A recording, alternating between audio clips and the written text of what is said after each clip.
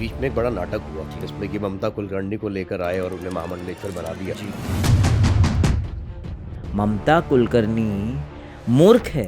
नहीं, लेकिन वो तो कह रही थी एक इंटरव्यू में कि मैंने 25 साल तपस्या करी है जंगल में मोर नाचा किसने देखा। और यही रीजन था कि वो आना चाह रही थी। जैसे ही अखाड़े का द्वार बंद हो गया, लाओ भैया 2 पैक स्कॉच का बना के पी ले। पर अटैक भी हुआ था। I will give you that CCTV footage, हाँ प्लीज। है ना, जिसमें स्वयं लक्ष्मी त्रिपाठी एंटर करती है। लेकिन ममता कुलकर्णी आपके समाज से भी नहीं आती, वो किन्नर भी नहीं है। अब 50 लाख का केक सर्व किया है ममता कुलकर्णी ने, तो कुछ तो बात होगी ना। जन शास्त्री को तो उन्होंने नैपी बेबी बोल दिया था। ममता कुलकर्णी को she is a nappy lady. मतलब पॉलिटिक्स हो रही है पूरी की पूरी। जो बाहर जो होता है ना राजनीति, वो तो कुछ भी नहीं है जो धर्म के अंदर, धर्म क्षेत्र में। कुछ साल पहले राधे माँ को भी बनाया गया था। लक्ष्मी त्रिपाठी जो थी राधे माँ की चेला थी। शराब, मांस और शराब का जब सेवन होता है, क्वाइट शॉकिंग फॉर अस। अश्लील गानों पे डांस भी होता है।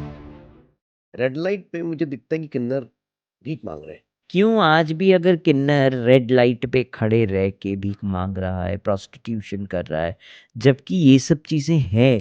आप इसे स्टॉप कर सकते थे, आप उनको रोजी रोटी भी दे सकते, उसे रहने के लिए छत भी दे सकते थे। तकलीफ होती है इसमें। तकलीफ तो बहुत। किसी किन्नर की मृत्यु होती है तो उसकी शव यात्रा नहीं देखते हैं। हाँ।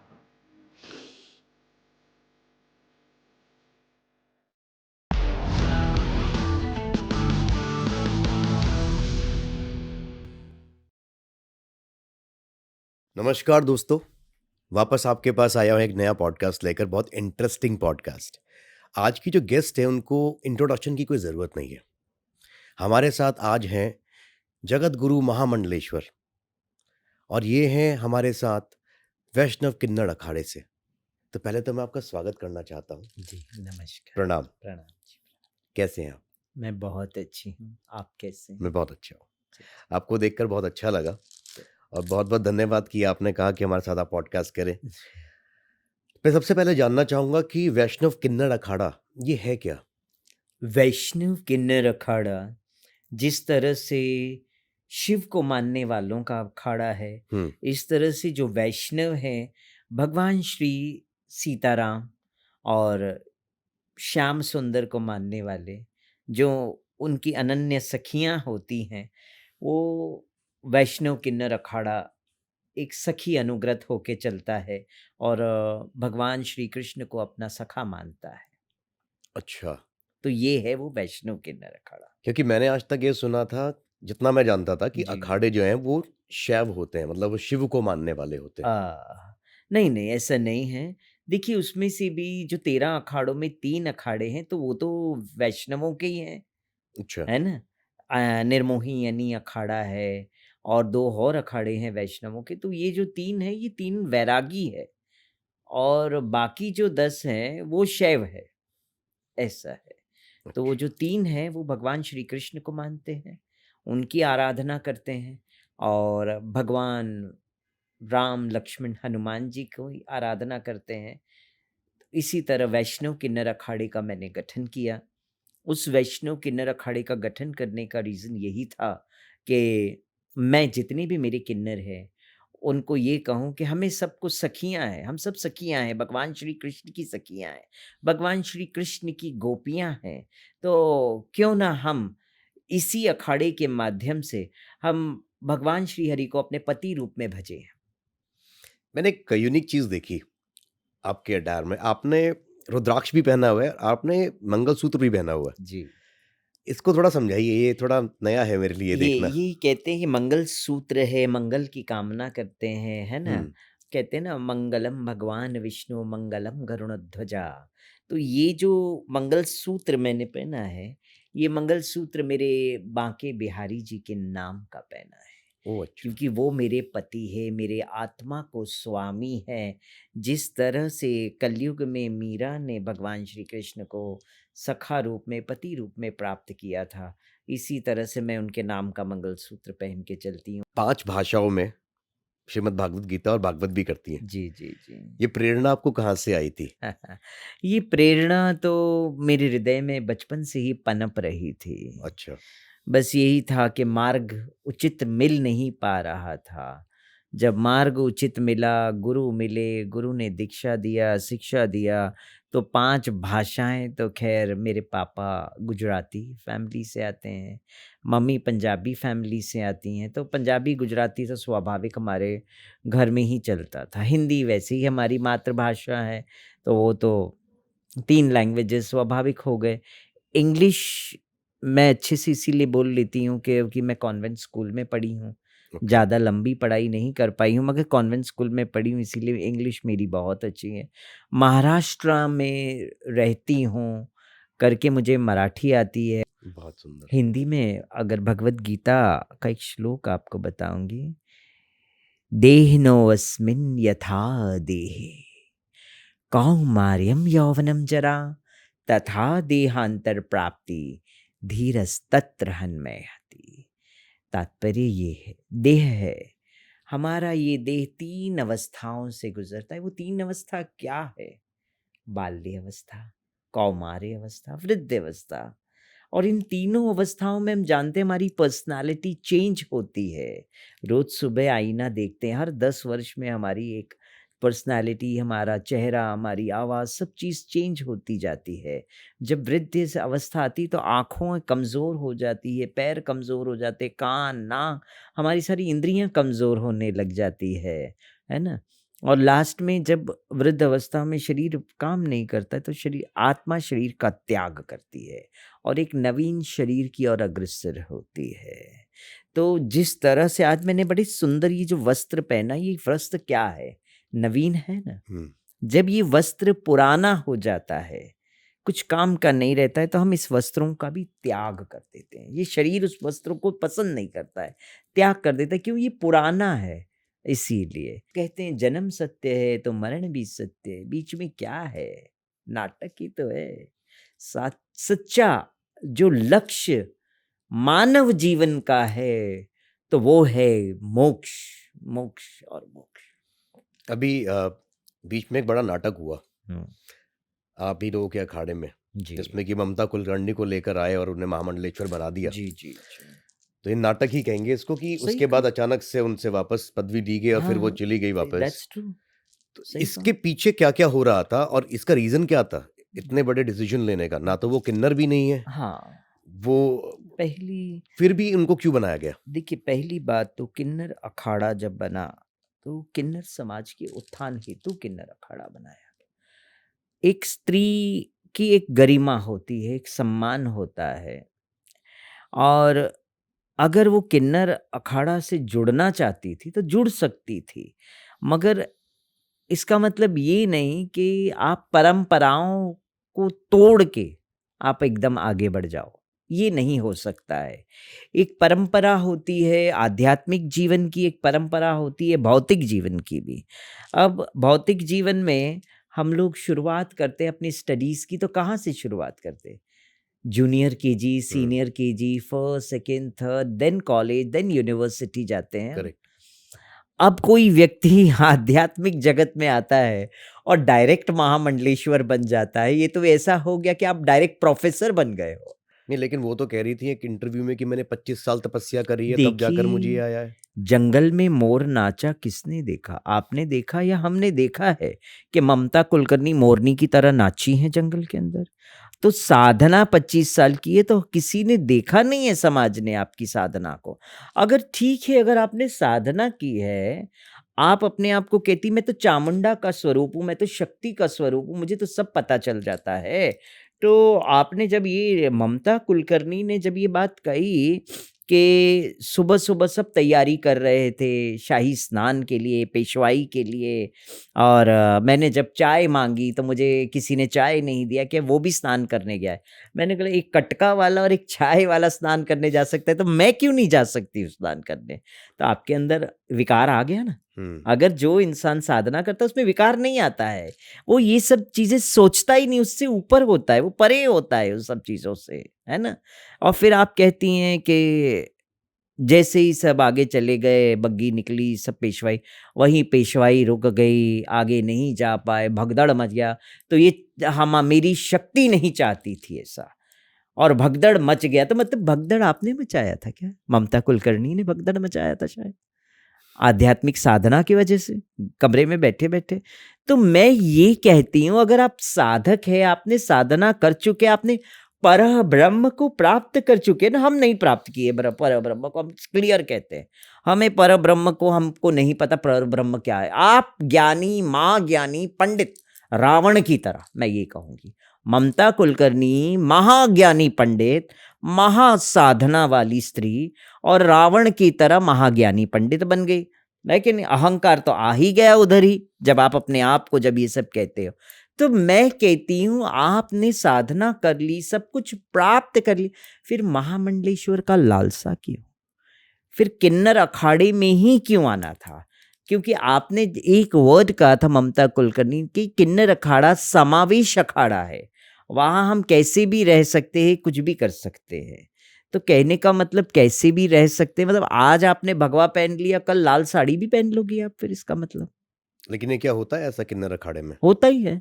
समावेश है हाँ, समावेश है। और यही रीज़न था कि वो आना चाह रही थी। यही रीज़न था, वो आना चाह रही थी, न मज़े लेती। जैसे ही अखाड़े का द्वार बंद हो गया, लाओ भैया 2 पैक स्कॉच का बना के पी ले। भई जब वहाँ की आचार्य पीती हैं, तो चेले तो पिएँगे ही पिएँगे। अच्छा ऐसा भी होता है? हाँ, आपके है। ऊपर अटैक भी हुआ था? तो इसीलिए तो अटैक हुआ था, जब सत्य बोलो, समाज के सामने जब आवाज़ बनो सत्य की। पूरी नेशनल मीडिया ने इस बात को लिया था, दिखाया था, और तब जाके तो मुझ पे अटैक हुआ। तब डायरेक्टली में CCTV footage, I will give you that CCTV footage, हाँ, प्लीज़। है ना? जिसमें स्वयं लक्ष्मी त्रिपाठी एंटर करती है, क्लियर दिखता है। उसके साथ-साथ 60 किन्नरों का वज़ू उमड़ के आता है, करीबन 12 गाड़ियाँ मेरे शिविर के बाहर खड़ी रहती है। एक जगत गुरु हेमांगी सखी के शिविर के बाहर खड़ी रहती है, और एकाएक सब जबरन अंदर घुस जाते हैं, मेरे कमरे में घुसते हैं, मुझे मारते हैं, पीटते हैं। इतनी चोटें आई रहती है। जबरन एक वीडियो बनवाते हैं गुंडागर्दी के तौर पे, तुम बोलो ऐसा, और ऐसा लगे कि ओरिजिनल वीडियो है, ऐसा बोलना, लगे ना कि आपको कुछ हमका ज़बरदस्ती बुलवा रहे हैं। तो जब 60 लोग कमरे में घुस के बैठेंगे जी, तो एक अकेली मैं क्या कर सकती हूँ? जब मेरे कैंपस में बाहर एक गनर कुछ नहीं कर सकता है, 4 लड़के कुछ नहीं कर सकते हैं, तो मैं अकेली कमरे में क्या कर लूँगी 60 किन्नरों के सामने, ट्रांसजेंडर्स के सामने, जबकि वो शराब में धुत थे। लेकिन वो आपके अपोज़ में क्यों आ गए फिर? वो तो आप ही के समाज के लोग हैं, वो आप ही के साथ के लोग अभी हैं। तो बताया मैंने आपको अपोज में आने का रीज़न क्या है। एक तो पहली बात, ममता कुलकर्णी को संस्थापक जो ऋषि अजय दास ने आउट कर दिया, किन्नर अखाड़े से भी, पद से भी मुक्त कर दिया, लक्ष्मी त्रिपाठी को भी अखाड़े से बाहर कर दिया, पद से मुक्त कर दिया। ममता कुलकर्णी के खिलाफ मैं बोली हूँ। लेकिन ममता कुलकर्णी आपके समाज से भी नहीं आती, वो किन्नर भी नहीं है, उनका कोई मतलब भी नहीं है अखाड़ों से, उसके बाद इतना प्रेम क्यों है उनसे? देखिए क्या होता है, प्रेम उनसे थोड़ी होता है, प्रेम उनके पैसों से होता है जी। अब 50 लाख का केक सर्व किया है ममता कुलकर्णी ने, तो कुछ तो बात होगी ना। केक कटा भी है, बटा भी है, स्वाद भी लिया है कि उनके खिलाफ कोई और 1-2 अखाड़े के, हम उनके ही अखाड़े के लोग ना बोले विरोध में, इसीलिए केक उन तक भी पहुँच गया। तो प्रेम ममता कुलकर्णी से किसी को नहीं है, प्रेम तो ममता कुलकर्णी के केक से है लोगों को। नहीं, लेकिन और अखाड़े कोई आपके साथ खड़े हुए इस बीच? हाँ, खड़े हुए ना। जैसे कौन? हमारे एक आनंद स्वरूप महाराज हैं, जो सामवेश्वर पीठाधीश्वर हैं। हुँ। उन्होंने भी इस बात का खंडन किया कि ममता कुलकर्णी को लेकर, और जो मेरे साथ जो हुआ उसको लेकर भी उन्होंने बयान दिया है न्यूज़ में। फिर उसके बाद धीरेन्द्र कृष्ण शास्त्री ने भी कहा कि ये बात गलत है। लेकिन धीरेन्द्र शास्त्री को तो उन्होंने नैपी बेबी बोल दिया था। देखिए बोलने से क्या होता है, मैं भी ममता कुलकर्णी को कहूँ, she is a nappy lady. She hmm. should keep down, so keep quiet, go to your Dubai and stay there and enjoy your life. Why you want to come over here? तो ये तो मैं भी बोल सकती हूँ, बोलने से क्या जाता है। लेकिन कहीं आपको ऐसा लगता है कि अपने धर्म में आज जो हम धीरेन्द्र शास्त्री जी, बागेश्वर धाम बाबा, उनको जिस लेवल पे देखते हैं और वो समाज के लिए, यूथ के लिए, सनातन के लिए इतना सारा काम कर रहे हैं, जी, जी, आइडल हैं वो। आई डिड, इतनी नो कम डाउट। एज में उन्होंने इतना कुछ करा है और आगे कितना कुछ करेंगे। जी, उनके लिए ये हल्के शब्दों का इस्तेमाल करना आपको नहीं लगता कि ये कहीं न ये कहीं गलत है? मूर्खता है। इसी के तो मैं कहती हूँ, मूर्ख लोग हैं। ममता कुलकर्णी मूर्ख है। उसे धर्म, आध्यात्म का ज्ञान ही नहीं है। एक संत, चाहे वो बाल संत क्यों ना हो, जब उसने इतना बड़ा कार्य करके दिखा देता है एक संत, तो समझना चाहिए बात। धीरेन्द्र कृष्ण शास्त्री, उन्होंने कभी अपने आप को बाबा नहीं कहा, उन्होंने कभी अपने आप को संत नहीं कहा, मगर प्रचार प्रसार में आज की डेट में सबको पीछे पछाड़ दिया है और वो आगे निकल गए और उन्होंने करके दिखाया है, सनातन धर्म की ध्वजा लहराई है। उस व्यक्ति को अगर ममता कुलकर्णी नैपी नैपी कहती है, तो मैं ममता कुलकर्णी को कहती, क्या यही आपकी साधना है? क्या यही आपके गुरु ने आपको शिक्षा दी है, जिसके बारे में आप बड़े बड़े वखान कर रही थी कि ये मेरा गुरु तो सबसे ऊपर है, यहाँ कोई उनके बीच में नजर नहीं आता है, ये लोग कोई इर्द गिर्द भी नहीं है। तो इर्द गिर्द भी नहीं है, तो क्या यही शिक्षा दी है कि आप एक ऐसे व्यक्ति को, एक ऐसे यूथ को आप कह रहे हो जो कि जिन्होंने सनातन धर्म का डंका पूरे विश्व में लहराया है? उनके गुरु धीरेन्द्र कौन है? कृष्ण शास्त्री है। अब वो खुद ही बोलती है, अभी मुझे नाम याद नहीं है उसके गुरु का। अच्छा। क्योंकि कभी सुना नहीं गुरु का नाम। अब आजकल तो क्या है, अब ममता कुलकर्णी थोड़ी ड्रामेबाज, वैसे ही जीवन भर वही काम किया है, उसने ड्रामा ही किया है टेलीविजन्स पे, बड़े बड़े स्क्रीन्स पे, है कि नहीं? तो अब क्या हो गया, रियल लाइफ में भी आके वो ड्रामा करने लग गई। सनातन धर्म के अंदर मैं कहती हूँ, आप अचानक से भारत में आती हैं, वीडियोस वायरल करती हैं अपने सोशल मीडिया पे, अचानक से महाकुंभ में आती है, रातों रात पिंड दान हो जाता है, रातों रात सन्यास दीक्षा हो जाती है और रातों रात आप महामंडलेश्वर के पद पे आ जाती है। तो ये जांच का विषय है, ये डाउट का विषय है और यही आवाज उठाई हूं मैं, तो मैंने मार खाई है इन लोगों की। मतलब पॉलिटिक्स हो रही है पूरी की पूरी। मैं कहती हूँ पॉलिटिक्स जो बाहर जो होता है ना, राजनीति, वो तो कुछ भी नहीं है। जो धर्म के अंदर, धर्म क्षेत्र में जो पॉलिटिक्स होती है, वो बहुत बड़ी पॉलिटिक्स होती है। कारण? क्योंकि हम तो ऐसा देखते हैं कारण कि यही है, वर्चस्व की लड़ाई, गद्दी की लड़ाई। बस हम यहाँ पे, हमारी ये गद्दी है, हमारी ये गद्दी, हम ये है, हम वो है, ये। तो अहंकार का त्याग कहाँ किया आपने? संसार का त्याग कहाँ किया आपने? संसार के इंद्रियों का त्याग कहाँ किया आपने? आप तो उसी में ही लिप्त हो अभी भी। तो आप गुरु के पद पे कैसे बैठ चल सकते हो? सतगुरु का मतलब क्या है? जो सत्य का ज्ञान दे, जो आत्मा का बोध करे, बोध कराए, जो ब्रह्म ज्ञान का बोध कराए जीव को, उसी तो सतगुरु कहते हैं। सतगुरु कभी किसी चीज में नहीं पड़ता है, पद में, प्रतिष्ठा में। उसे पता है पद, प्रतिष्ठा, मान, सम्मान, ये सब आना जाना है, ये स्थायी नहीं रहता है किसी के पास भी। और मैं भी पहले महामंडलेश्वर थी, अब जगत गुरु बनी हूँ, तो उनका ये सबका यही कमेंट है, ये जगत गुरु बन गई, ओ अखाड़े की जगत गुरु जिसे मान्यता नहीं है। तो मैं कहती हूँ, किन्नर अखाड़े को भी किसने मान्यता दी थी? किसी ने नहीं दी है। अभी किसी अखाड़ों ने मान्यता नहीं दी है आपको। आप तो एक जूना अखाड़ा में विलय होके काम कर रही हो। अभी भी 14वें अखाड़े के तौर पे मान्यता कहाँ है? उसके लिए टेक्निकल चीजें चाहिए और आपके पास वो नहीं है। कुछ साल पहले राधे माँ को भी बनाया गया था, हम्म। आपने देखा होगा। देखा था मैंने। वो राधे माँ भी मुझे नहीं लगता वो संत समाज से आ रही थी। नहीं आती वो संत समाज से। वो भी हुआ आप ही के अखाड़ों में हुआ था वो भी तो? नहीं, हमारे अखाड़े उस वक्त तो किन्नर अखाड़ा का निर्माण ही नहीं हुआ अच्छा, था, उसका दूर नहीं दूर हुआ तक था। कुछ भी नहीं था। लक्ष्मी त्रिपाठी जो थी, राधे माँ की चेला थी, राधे ओह! माँ से दीक्षा लिया था पूर्व आचार्य महामंडलेश्वर लक्ष्मी नारायण त्रिपाठी ने। अच्छा। उनके दरबार में नाचती रही है वो, वहीं उनके चरणों में बैठी रहती थी। I will send you the photos, I have that also. ऐसा है। और मैं कहती हूँ, अगर हम लोग सनातन धर्म में जुड़े हैं, हम एक बहुत बड़ी पदवी पे बैठे हैं, जैसे आचार्य की पदवी हुई, जगत गुरु की, शंकराचार्य की पदवी होती है, या तो महामंडलेश्वर की पदवी होती है, तो हम हमारे हिजड़ा जीवन का त्याग करके ही हम सनातन में जुड़े हैं और साध्वी बने हैं, है ना? मगर पूर्व आचार्य महामंडलेश्वर लक्ष्मी नारायण त्रिपाठी अपनी पिछली जिंदगी को नहीं छोड़ पाई और महामंडलेश्वर के पद पे बैठी और पिछली जीवन को भी साथ में जोड़ के चल रही है। तो दो नाव में जो चलता है ना, उसकी नाव डूब ही जाती है। सिंगल नाव में चलेंगे तो पार लगेंगे, 2 नाव में चलेंगे तो नाव भी डूबी और आप भी डूबे और आपका साम्राज्य भी डूबा। रावण महाज्ञानी पंडित था ना रावण। उसके जैसा ज्ञान विश्व में किसी के पास नहीं था। प्रभु श्री राम भी कहते थे ये बात को। मगर रावण का अहंकार, रावण का क्रोध, रावण का सीता के प्रति दुष्प्रभाव, रावण और रावण के साम्राज्य को खत्म कर किया था ना। तो मैं यही कहती हूं कि कहीं ऐसा ना हो कि तथाकथित आचार्य महामंडलेश्वर लक्ष्मी नारायण त्रिपाठी भी रावण के पच्चीनों पे चल पड़ी हैं और आज नहीं तो कल वो अपने साम्राज्य का पतन खुद ही करवा बैठेगी और खुद का भी पतन हो जाएगा उसका।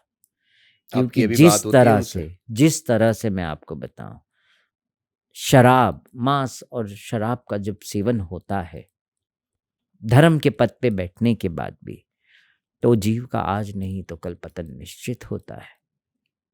आप ये कह रहे हैं कि अभी भी ये होता है? अभी भी होता है। It's quite shocking for us. यह अभी भी होता है। अश्लील गानों पे डांस भी होता है। उन्हीं के अखाड़े की एक और है कल्याणी, महामंडलेश्वर कल्याणी नंदगिरी प्रयागराज। फिल्मी गानों पे रील्स में थिरकती हुई नजर आती है, त्रिपुंड लगा के बाकायदा स्वरूप लेने के बाद। क्या यही गुरु ने अपने शिष्यों को सिखाया है कि ऐसा करने के लिए? हम चाहते हैं किन्नर समाज शिक्षित हो, आध्यात्म के मार्ग पे चले, तो आध्यात्म की शिक्षा का ग्रहण करे और अपने जीवन को सुधारे, ना कि और बिगाड़े आध्यात्म में आके। इसीलिए कचरा साफ होना बहुत जरूरी है। उसके लिए चाहे मुझे कुछ भी करना पड़े, मैं करूंगी इस कचरे को साफ करने के लिए। आपकी बातों से लग रहा है कि आपकी बात अब नहीं होती उनसे। नहीं होती। नहीं होती। चलिए, अब आप ये बताइए कि आप स्वयं जो है किन्नर समाज के लिए, ट्रांसजेंडर्स के लिए आप क्या-क्या कर रहे हैं और क्या करेंगी आप आगे जाके? देखिए, मैंने मुंबई में किन्नर समाज के लिए आध्यात्मिक इंस्टीट्यूशन स्टार्ट किया है। अच्छा। कंप्यूटर का क्लासेस दे रही हूँ किन्नर समाज को और शिक्षित कर रही हूँ। आध्यात्म की शिक्षा ऐसा है कि मैंने एक शास्त्री को नियुक्त किया है जो हर रोज एक श्लोक के ऊपर उनको अध्ययन करवाए श्रीमद् भागवत। और जब समाज में वो आए, कुंभ जैसे क्षेत्र में वो आए, तो एक उदाहरण का स्तोत्र बने और लोग कहें क्या बात है, जगत गुरु हिमांगी सखी जो चाहती थी वो समाज के सामने कमल की तरह किन्नरों को खिला के उन्हें आज शास्त्र का गान करवा रही है और समाज गदगद हो उठता है। देखिए, मैं जो जीवन मिला है मानव का, तो मैं तो वही कार्य करना चाहती हूँ जो कार्य करके समाज को एक नया मार्ग दिखा दूँ। क्योंकि जीवन मिला है मानव का, 84 योनि के बाद कहीं हमको ये जन्म मिलता है, मानव जन्म। धन तो आना है और जाना है। अगर सही मार्ग पे आप चलोगे तो माता लक्ष्मी स्वयं आपको प्रसन्न होकर धन कहीं ना कहीं से लाके दे देगी, है ना।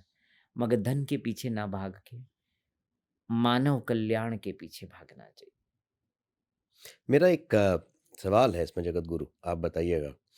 एक समय था जब किन्नरों को देखकर बड़ी एक अलग रिस्पेक्ट, आशीर्वाद लेने के लिए लोग भागते थे। किसी का बच्चा होता था तो उनके घर पे आते थे, शादी में आते थे। अभी का परिवेश मैं आपको एनसीआर का बता रहा हूँ, दिल्ली एनसीआर का। रेड लाइट पे मुझे दिखता है कि किन्नर भीख मांग रहे हैं, जो उनका स्टैंडर्ड नहीं है, क्योंकि लोग हाथ जोड़ के निकल जा रहे हैं। हाँ कुछ लोग शायद डर की वजह से दे रहे हैं कि भाई शराब ना दे दे। हाँ हाँ। इसको आप कैसे देखती हैं? देखिए, यही तो बात मैं बता रही हूँ कि उनकी गलती नहीं है कहीं ना कहीं। अब वही बात आ गई ना, किन्नर अखाड़ा बना, आचार्य भी बन गए, सब कुछ हो गया। आप लोगों के होते हुए अगर कोई किन्नर वहां खड़ा, रेड लाइट पे खड़ा है, तो वो आपके लिए शर्म की बात है। आपने किन्नर अखाड़ा की स्थापना की। यूपी सरकार ने किन्नर बोर्ड की स्थापना की। क्यों? किन्नर बोर्ड की स्थापना इसीलिए कि किन्नर समाज के उत्थान की बात करें। तो कहाँ है वो उत्थान? क्यों आज भी अगर किन्नर रेड लाइट पे खड़े रह के भीख मांग रहा है, प्रोस्टिट्यूशन कर रहा है, जबकि ये सब चीज़ें हैं, आप इसे स्टॉप कर सकते थे, आप उनको रोजी रोटी भी दे सकते, उसे रहने के लिए छत भी दे सकते थे, कड़क नियम लागू कर सकते थे। जब यूपी में किन्नर कल्याण बोर्ड का गठन हुआ तो उन्होंने क्या काम करके दिखाया है जो आज भी प्रोस्टिट्यूशन हो रहा है, आज भी किन्नर भीख मांग रहे हैं। कहीं ना कहीं यही तो पता चलता है, कहीं ना कहीं ये लोग अपनी रोटियां सेकते, जितना अपने पास उनके पास आ गया बस उतना ही काम करेंगे, एक्स्ट्रा करना ही नहीं है। प्रोटोकॉल मिल गया सरकार के थ्रू से, राज्य मंत्री दर्जा मिल गया, गाड़ियां मिल गई, गनर मिल गया, बस हो गया। और क्या, महीने का पेमेंट मिल गया, अपना अपना सोच रहे हैं। इसीलिए मैं आवाज़ बन के बाहर आई हूँ और मैंने यही सोचा है कि आने वाले टाइम में इतना काम करूं कि किन्नर प्रोस्टिट्यूशन ना करे और भीख ना मांगे। इसी से एक बात और है कि किन्नर का आशीर्वाद बहुत लगता है जी और जो नज़र उतारी जाती है, वो भी एकदम उतर जाती है। और आज के स्थिति में मैं देखता हूँ बहुत लोग बच्चे से लेके बड़े तक इसको तो मानते हैं कि नज़र लगती है। जी जी आप स्वयं बताइए कि जैसे अब रोज़ तो मिलना नहीं हो सकता, जी। तो स्वयं बताइए कि घर पे बैठे हुए कोई कैसे अपने बच्चों की या अपनी कैसे नज़र उतारे? देखिए, नज़र तो बहुत तरह से, बहुत तरीके से उतरती है। आप अगर एक नींबू ले लीजिए, घर में नींबू तो आम होता ही है सबके घर में। वो नींबू लेके अपने बच्चे के सर से 3 बार उतार के उसे गैस पे रख दीजिए और जला दीजिए। अगर नींबू फट गया तो समझिए नज़र लगी हुई है, ऐसा है। और नींबू जल के राख हो जाता है, फिर उसे फेंक दीजिए, नज़र उतर जाएगी वहाँ से। फिर राई और नमक से भी लोग नज़र उतारते हैं घर में, ये घर की रेमेडीज़ हैं। और लाल मिर्च लंबी लंबी आती है, उससे भी नज़र उतरती है, उससे भी। और हम लोग तो ज़्यादातर नज़र उतारते हैं तो हमारे साड़ी के पल्लू से नज़र उतारते हैं, कि उनकी नज़र ऐसे ऐसे 3-4 बार करके उनकी नज़र उतार के हम खुद ले जाते हैं अपने साड़ी के पल्लू में बांध के, अच्छा। ऐसा है। और हमारे दांतों तले दबा के एक कॉइन हम देते हैं कि उनका घर का भंडार भरा रहे। एक चावल के दाने, लौंग, सुपारी, सिक्का लाल कपड़े में बांध के देते हैं कि इनके घर में अन्नपूर्णा का वास हमेशा बना रहे, कभी दरिद्रता उनके घर पे ना आए। ये चीज़ें हम उनको इसीलिए देते कि उनके घर में दरिद्रता कभी नहीं आए। देखा होगा। अच्छा, एक चीज़ मेरे को बताएँ आप इतनी बड़ी पदवी पे हैं अभी, लेकिन क्या आप जब किसी सोसाइटी में घर लेती हैं, आपके साथ के लोग किसी एक आस-पड़ोस में घर लेते हैं, तो क्या लोग आपको सपोर्ट करते हैं या लोग आपको अपोज़ करते हैं? देखिए, जहाँ तक हम लोग चाहते हैं कि एक अच्छी सोसाइटी में, एक अच्छे टावर में, अच्छे लोगों के बीच में हम भी चाहते हैं एक रिस्पेक्टफुली जीवन जिए, मगर सोसाइटी आज भी एक्सेप्ट नहीं करती है। आप धर्मगुरु भी है ना, तो भी किन्नर का टैग है ना, इसीलिए वो एक्सेप्ट नहीं करते कि वो टावर में हमारे बाजू के पड़ोस में रहे ऐसे किन्नर कोई भी। आपके साथ कुछ ऐसा हुआ हाँ, कभी? हुआ ना। मैं भी मुंबई में अच्छे टावर में रेंट पे लेना चाहती थी फ्लैट, मुझे नहीं दिया गया। यही रीज़न है। नहीं दिया गया मुझे, फिर मना कर दिया कि किन्नर है, नहीं, नहीं। प्रोफ़ाइल पता होते हुए भी मना कर दिया गया। आप बताओ, जब मेरे जैसी व्यक्ति के साथ ऐसा होता होगा, तो जो ग्राउंड लेवल का किन्नर है, उसके साथ क्या होता होगा फिर? तो फिर आपने कभी पूछा नहीं जो आपके पीछे इतने लोग भागते हैं आपकी गाड़ियों के पीछे आशीर्वाद लेने के लिए, उनसे नहीं पूछा कभी आपने भई यहाँ यही क्यों तो आ गए? बात है, आशीर्वाद तो सबको चाहिए, सिक्का तो सबको चाहिए, पल्लू से नज़र उतारना सब चाहते हैं। सड़क पे मिलेंगे तो लोग भाग के आएँगे, दीदी आशीर्वाद दीजिए। मगर वही दीदी को जब रहने के लिए अच्छी सोसाइटी में घर चाहिए तो वो नहीं देंगे कोई भी। तो इसीलिए मजबूरी में हमको कभी-कभी क्या है ना, टूटी-फूटी बिल्डिंग में, पुरानी-सी बिल्डिंग में हमको एक बार जगह मिल जाती है। सस्ता-सा 1 रूम किचन का फ्लैट ले लेते हैं और फिर उसी में अपनी जीवन बिताना पड़ता है। तकलीफ़ होती है इसमें? तकलीफ़ तो बहुत होती है। अंदर की तकलीफ़ हम किसको बताएँ? हम ही जानते हैं। और समाज से जो मिल रही है धर्म वो के अलग। पथ पे चलने के बाद भी ठोकरें खानी पड़ रही हैं आज भी। क्यों? आज भी सोसाइटी एक्सेप्ट नहीं करती है। आज भी सोसाइटी को आशीर्वाद चाहिए। आज भी सोसाइटी चाहते हमारे घर में बच्चा हो तो मंगल गान गाने के लिए आए, किन्नर महामंडलेश्वर या जगत गुरु सब आए। मगर जहाँ अच्छी सोसाइटी में घर लेने की जब बात आ जाती है तो नहीं। सोसाइटी भी एक्सेप्ट नहीं करती हैं, लोग भी एक्सेप्ट नहीं करते हैं, अपोज करने लग जाते, तो मजबूरन फिर जाके कई किन्नर तो झुग्गी झोपड़ियों में रहते हैं। कई किन्नर है जो पुरानी सी बिल्डिंग है, चलो उसमें अपना जीवन यापन क्या करेंगे, करना पड़ेगा। मुझे कभी कभी कई लोग आते हैं मेरे पास, कहते हैं आप इतनी बड़ी हस्ती हैं माता जी, तो आप ऐसे बिल्डिंग में क्यों रहते हैं? मैं बोला बेटा तू ही ले दे फ्लैट। बोलना बड़ा आसान है कि आप आके मुझे ये कहोगे कि पुरानी सी बिल्डिंग में आप रह रहे हैं, आपका ये लेवल नहीं है। मगर आप बोलने से पहले ये तो सोचे कि हम कुछ उनके लिए करके दिखा दें, है ना?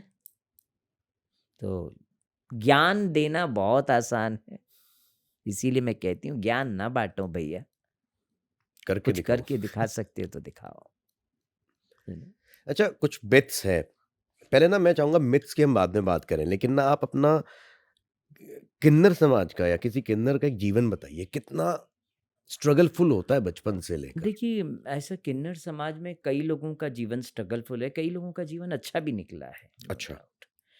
कई लोगों के माँ-बाप ने एक्सेप्ट भी किया है, तो कइयों के माँ-बाप ने नहीं भी किया है एक्सेप्ट, कइयों के भाई-बहनों ने नहीं एक्सेप्ट किया है।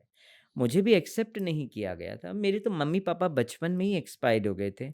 मगर मेरी बहन ने, जब मैंने उनकी शादी करा के ससुराल भेजा, तो उन्होंने एक ही वर्ड कहा, "तू तो हिजड़ा है, तेरे से क्या रिश्ता रखना है?"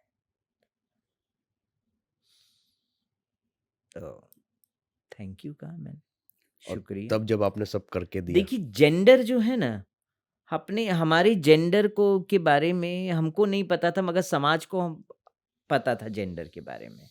तो समाज बताता है कि आप कौन हो।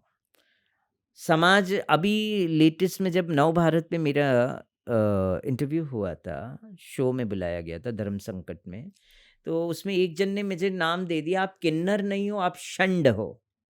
तो मैं बोला थैंक यू वेरी मच। शंडम शंडम, डंडम डंडम, तो दंड लेके घूमती हूँ, इसीलिए घूमती हूँ, षंड हूँ। थैंक यू, आपने एक और नया नाम दे दिया कि हम षंड हैं। नहीं तो आज तक तो हम यही समझते हम किन्नर ही हैं, अब हम किन्नर नहीं है, चलो अब हम षंड है, एक नया नाम। मतलब समाज ने ये बताया पहले कि आप बाइला हो। समाज ने फिर एक नाम और बताया, आप गे हो। फिर बाद में समाज ने एक और नाम बताया, आप किन्नर हो। फिर समाज ने एक और नाम बताया, आप हिजड़ा हो। अब समाज ने नया नाम और दे दिया 2 महीने पहले, शंडम शंडम। Thank you very much. तो हँसी आती, मैं तो बड़ा हँसती हूँ। अब एन्जॉय करती हूँ लाइफ़ को। अचंभे की पहले बात है दुःख कि होता था। आपको हँसी आ रही है, गुस्सा नहीं आ रहा है इस बात पे। नहीं, पहले में बहुत दुःख होता था, पहले बहुत गुस्सा आता था, मगर अब हाँ। जो है भगवान, मैं हँस पड़ती हूँ सामने वाले पे कि भई व्हाट इज़ दिस?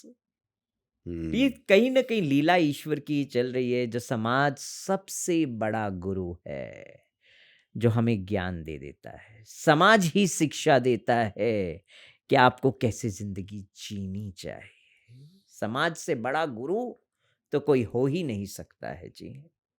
अब मृत्यु, मृत्यु के बाद क्या होता है? मैंने बहुत सारी चीज़ें सुनी हैं, मेरे को पता नहीं सच है, झूठ है, क्या है, कि जब एक किसी किन्नर की मृत्यु होती है तो उसकी शव यात्रा नहीं देखते हैं हाँ, हाँ। और रात में लेके जाते हैं। हाँ, मीन्स तो एक प्रथा थी पहले की, अब तो अब नहीं है तो नहीं शायद। है। अब आप आने वाले टाइम में ये देखेंगे कि किन्नर की मृत्यु समाज के सामने निकलेगी। माफ़ी चाहूँगा, मेरी बातों से आप भावुक हो गई। नहीं। ये सब चल रहा है। तो आपकी जो मृत्यु देखने मिलेगी, किन्नर किन्नरों की, धर्म गुरुओं की, जब समय आएगा हमारा भी जाने का, तो हमारा भी, मैं तो एक ही चीज़ बिहारी जी से कहती हूँ, ऐ बिहारी जी, मेरा समय ऐसा आए कि मैं तेरे दर पे पहुँचूँ, माथा टेकूँ। तो हो उठाने का हुक्म ना हो मेरे माथे को, और ब्रजवासियों के कांधों से इस सखी का डोला निकले और ब्रज की रज में समा जाए। नहीं, कहीं आपको लगता है कुछ चीज़ें बदलने की ज़रूरत है आपके समाज के अंदर सबको मिलके, जो प्रथा चली आ रही है, जो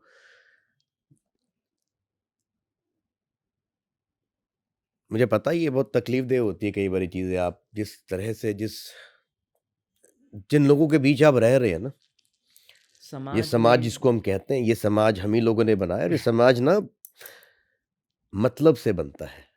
जब मतलब होता है तो समाज आपके साथ होता है, जिस दिन मतलब नहीं होता, उस दिन समाज समाज आपके भी साथ साथ नहीं होता, ये नहीं सत्य होता है। है, सही और कहा। ये सबके लिए सत्य है, ये सिर्फ़ आप ही के लिए नहीं है, सबके लिए सत्य है वैसे और ये रोज़ होता है। वही तो आज अब तो मैं ये पहले तो हमारे किन्नर समाज को सुधारने की बहुत ज़रूरत है। हम लोगों को कहते हैं कि समाज को कहते हैं कि वो हमें आज भी अपोज़ करता है। मगर कहीं न कहीं हमको ये भी देखना है हमारे समाज में भी कई लोगों की गलतियाँ जिसकी वज़ह से समाज अपोज़ भी करता है ना? बिल्कुल। वो गलतियों को हम सुधारना चाहते हैं। समाज की गलतियों को सुधारना चाहते हैं। समाज को नई दिशा दिखाना चाहते हैं कि आओ, हम सबको अब आगे बढ़ना है। समय परिवर्तन चाहता है, प्रकृति परिवर्तन चाहती है, तो इसीलिए अब परिवर्तन हो रहा है और इस परिवर्तन के आगाज़ को कोई नहीं रोक सकता है अब। लोग कैसे भी परिवेश में कुछ भी देखते हों, लेकिन अगर वो जब महाभारत में जाएँगे, तो ये भूल जाते हैं, अर्जुन के सामने ढाल बनकर शिखंडी खड़ा था। अर्जुन के सामने नहीं खड़ा था। अर्जुन के आगे बिल्कुल, हाँ, ढाल बन के। गंगा पुत्र भीष्म के सामने शिखंडी खड़ा था और अर्जुन के साथ ढाल बन के खड़ा था अर्जुन को बचाने के लिए। हुँ, और वो श्रीखंडी कौन था? नपुंसक ही तो था। गंगा पुत्र भीष्म ने हाथ जोड़ के अपने शस्त्र त्याग दिए थे हुँ। और खड़े हो गए थे क्योंकि उसे मालूम था मेरा समय आ गया है। एक नपुंसक के सामने हम शस्त्र लेके नहीं, समझदार व्यक्ति नपुंसक के साथ कभी लड़ेगा नहीं। स्वयं अर्जुन ने भी अपना अज्ञातवास ब्रहनल्ला के तौर पे बिताया था। बिल्कुल। किन्नर जीवन जिया था उसने। तो हमको शास्त्र बताता है कि हमारा जीवन क्या है। शास्त्र जो है वो जीवन जीने की कला सिखाता है। शास्त्र जो है वो शस्त्र है हमारे जीवन का सबसे बड़ा। अगर उसके हिसाब से अपने जीवन को हम चलाएंगे तो हम जीत जाएंगे। और फ़ील्ड्स में भी आपको लगता है कि इक्वालिटी होनी चाहिए किन्नरों के लिए? जैसे कई जगह पे नहीं है, कई जगह पर होगी भी, कई लेकिन जगहों पे इक्वालिटी है, कई जगहों पे नहीं है। इसीलिए नहीं है कि अपने आप को समझ नहीं पाते हैं। उसके लिए आपको भी तो अब आगे आना पड़ेगा। आना तो पड़ेगा आगे और सबको जोड़ना पड़ेगा, सबको शिक्षा देनी पड़ेगी, तब जाके होगा। अवेयरनेस बहुत ज़रूरी है। अभी अनअवेयर हैं काफ़ी लोग। अभी अनअवेयर है, बहुत लोग अनअवेयर हैं। अभी भी वो सोचते हैं कि हमारा जीवन मांस मदिरा में से बढ़कर और कुछ नहीं है। ये क्या एक प्रथा है, मांस मदिरा, या फिर देखिए क्या होता है, ये मैं भी आपको बता दूं, जब किन्नर को घर से निकाल दिया जाता है, उसके पास जीवन में कुछ नहीं बचा होता है। रोज सारा दिन में भीख मांगते हैं तो कई तरह के लोग मिलते हैं। कोई साड़ी खींचने वाला भी मिलता है तो साड़ी से ढकने वाला भी मिलता है। कोई कोई कई तरह के व्यक्ति मिलते हैं। जब शाम होते होते वो अपनी जिंदगी को, अपने माता पिता को याद करता है, तो रात की चैन की नींद सोने के लिए वो किन्नर नशे का प्रयोग करता है कि वो बस पैक लगाए और अपनी सारी सारी गम को भूल जाए, या तो सारे गम को याद कर करके रोए पीने के बाद। इसीलिए तो पीता है। किसी को शौक नहीं है शराब पीने का। गमों को भुलाने के लिए शराब को बना देता है सहारा किन्नर। और हमने सहारा बनाया तो मेरे बाके बिहारी को बनाया और उसी मीरा के ही पच्चीनों पे चल पड़ी हूँ। और क्या कहूँगी मैं इससे? आपने कृष्ण ही क्यों चुने? कृष्ण इसीलिए चुने कि मुझे बचपन में सिर्फ वही नज़र आते थे हर जगह। अच्छा। जगह-जगह बस मुझे वो मुरलीधर, छलिया मोहन, है ना? उसने मेरे दिल को छल लिया, चित्त चोरी कर लिया। तो क्या करूँ जब चित्त चोर ने मेरा चित्त को ही चुरा लिया, तो मैं कहाँ जाऊँगी? फिर तो मैं उसी के पीछे लगूँगी ना। हर घड़ी, हर जगह लीलाओं का ओ बोध कराया है मुझे वृंदावन में रह के। मेरा तो बचपन से ही चित्त चोरी कर लिया चित्त चोर ने। मैं क्या उनको चुनूंगी? मेरी क्या औकात? उन्होंने मुझे चुना है। इन लाखों, हजारों, करोड़ों लोगों के बीच में मेरे जैसी किन्नर सखी को चुन लिया है उसने। तो महारास में भी तो प्रवेश करना है ना मुझे। रास का भी आनंद स्वयं शिव भी लेना चाहते थे, मगर पुरुष बन के वो भी रास मंडल में नहीं जा पाए जी। उनको भी गोपी का स्वरूप लेना पड़ा, तब जाके महारास में वो प्रवेश कर पाए और महारास का आनंद ले पाए। गोपेश्वर महादेव। गोपेश्वर महादेव अच्छा, अर्धनारीश्वर भी एक रूप है जी। शिव जी का, जी और वो भी कहीं ना कहीं ये दो शक्तियों को रिप्रेजेंट करता है। जी, सही कहा। अब उसको हम कैसे देखें? देखिए, शिव पुराण में वर्णन है, हम्म। जब ब्रह्मा जी को नर और नारी की उत्पत्ति करनी थी, तो उन्होंने शिव जी का आवाहन किया, शिव जी से बताया कि मुझे इस दुविधा से बाहर निकाली, मैं कैसे? तो भगवान शिव ने भी अर्धनारीश्वर का रूप दिखाया, नर और नारी, शिव और शक्ति का स्वरूप बताया। उस अर्धनारीश्वर को देख के उनको ये लगा यही मेरी उत्पत्ति, मुझे यही उत्पन्न करना है इस पृथ्वी पे। तो सबसे पहला जीव इस पृथ्वी का उत्पन्न हुआ ब्रह्मा जी के थ्रू से, वो है अर्धनारीश्वर किन्नर। अच्छा। और शास्त्र जो वेद थे चारों, वो किन्नरों के पास थे सबसे पहला। अच्छा। हाँ, वो ज्ञान जो था वेदों का, वो किन्नरों के पास था पहला। समय बीता कई काल के बाद जब पृथ्वी पे त्रिदेव आते हैं, ब्रह्मा विष्णु महेश, तो भगवान श्री हरि विष्णु हंस पड़ते हैं। वो थोड़ा मजाक करने लग जाते हैं, अट्टहास करने लग जाते, तो शिव जी बड़े नाराज होते हैं और कहते हैं आप मेरे ही स्वरूप पे अट्टहास कर, अतः हे प्रभु, आपको भी एक समय आपका ऐसा आएगा कि आपको भी मेरे ही स्वरूप का लेना पड़ेगा, स्वरूप लेना पड़ेगा मेरा ही। अर्धनारीश्वर किन्नर का स्वरूप एक दिन के लिए लेना। समय आया भी। कुरुक्षेत्र के मैदान में चंडी उत्पन्न हुई थी। चंडी ने कौरव पांडवों से एक एक बलि मांगी थी। कौरवों ने एक भाई की बलि दे दी, पांडव के हम तो 5 है। तो भगवान श्री कृष्ण अर्जुन को कहते जाओ अपने पुत्र को लेकर आओ। कौन सा पुत्र? अर्जुन का। वो पुत्र अर्जुन का जब 5 पांडवों का द्रौपदी के साथ विवाह होता है, तो कुछ काल के लिए एक पति एक द्रौपदी के साथ रहता, बाकियों को एंट्री नहीं होती थी। और उस दौरान अगर कोई बीच में एंट्री करता है तो उनको वन में वास करना पड़ेगा कुछ वर्षों तक, ऐसा नियम लागू है। तो उस दौरान जब भीम बैठे थे तो अर्जुन का तीर कमान कमरे में रह गया था। तो बिना सोचे समझे वो कमरे में घुस के तीर कमान लेकर बाहर आते हैं, एक बच्चे को बचाते हैं। तो उनको समझ में आ जाता है कि अब मुझे वन में वास करना पड़ेगा। तो वो वनवास करते हैं। उस दौरान वो नागों की कन्या उलूपी के साथ प्रेम विवाह होता है और उससे एक पुत्र जन्म होता है जिसका नाम है अहिरावणा। वो अहिरावण पुत्र को जब वो लेकर आते हैं कृष्ण के सामने, तो कृष्ण सारा वृत्तांत बताते हैं। तो अहिरावण कहते मैं अविवाहित नहीं मरना चाहता। तो पांडवों को भगवान श्री कृष्ण बताते भेजते हैं कि जाओ इनके लिए पुत्री ढूंढो। कोई पिता माता नहीं चाहेगा एक रात के लिए उनकी पुत्री विवाहित हो, दूसरे दिन विधवा हो जाए।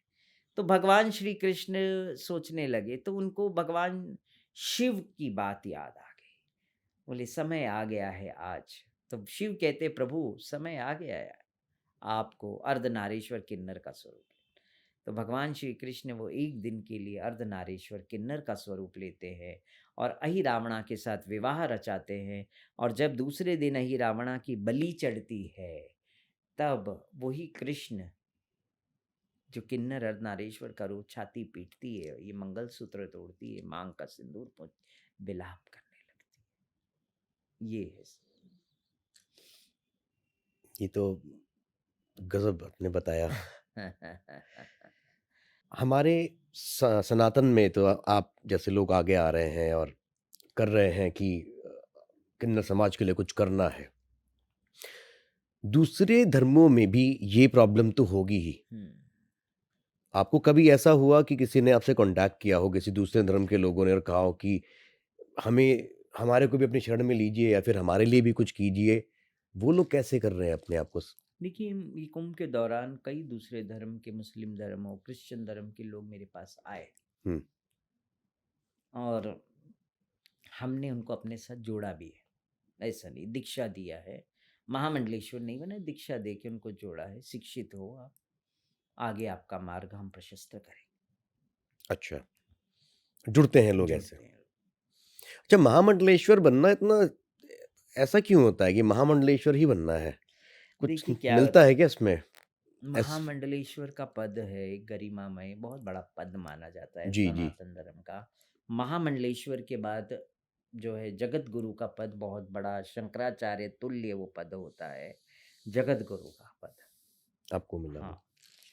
तो ये पद लेने के बाद क्या होता है, समाज की दृष्टिकोण बदल जाता है हमारे प्रति। फिर समाज सोचता है कि ये तो जगत गुरु है, किन्नर नहीं, ये तो बहुत बड़ी धर्म गुरु है। ये दृष्टिकोण समाज का चेंज हो जाता है। एक मैंने सुना था कभी कि जात ना पूछो साधु की, कि जब इस लेवल पे पहुंच गए, अध्यात्म के उस लेवल पे पहुंच गए, तो फिर तो ना जात है, ना पात कुछ है, भी नहीं है, ना मेल, ना फीमेल, ना ट्रांसजेंडर, फिर कुछ तो भी फिर नहीं। अध्यात्म है। आध्यात्म ही आध्यात्म है, सोल ही सोल है हम। We are not the bodies, we are the soul, and the soul is only female. There is no male soul. The male is one Lord Krishna, and we are all females. Just you have the body of male, he has the body of male, I have the body of female.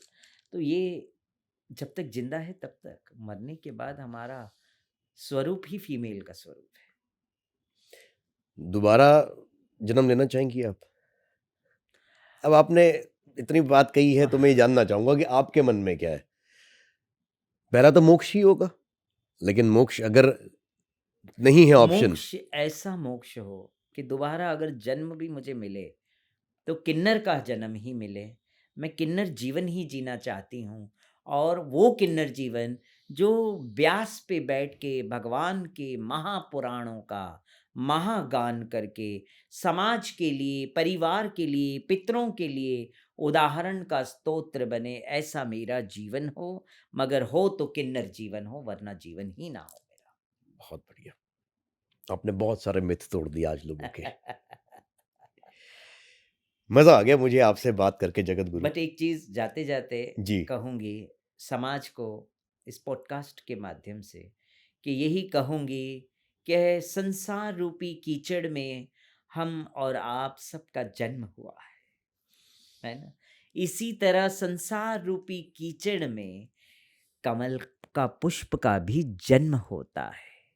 मगर कमल का पुष्प का स्वभाव, उसका जीवन ऐसा होता है कि वो भगवान श्री हरि के श्री चरणों में पड़ता है, आदि शक्ति के चरणों में पड़ता है।